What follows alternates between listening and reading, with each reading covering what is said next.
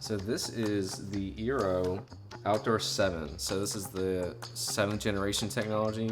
It has tri-band technology, so you can get really great coverage anywhere, and it is outdoors, baby. You can watch your TV, you can listen to your music, you can surf the web, all outdoors. 15,000 square feet of coverage, that's crazy. So eero, it combines all the high quality network infrastructure with the ease of using the app.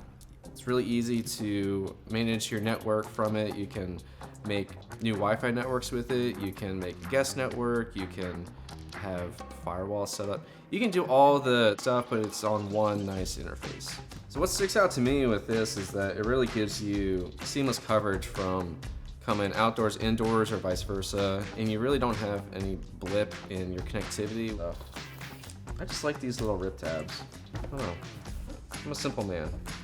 Vacuum sealed, so it has a nice. Oh, so satisfying. And here it is.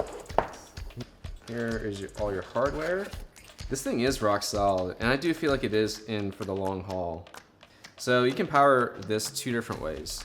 It can be powered directly to your network through a PoE switch or injector, so power over Ethernet. Or you can wirelessly mesh this through its included AC power adapter.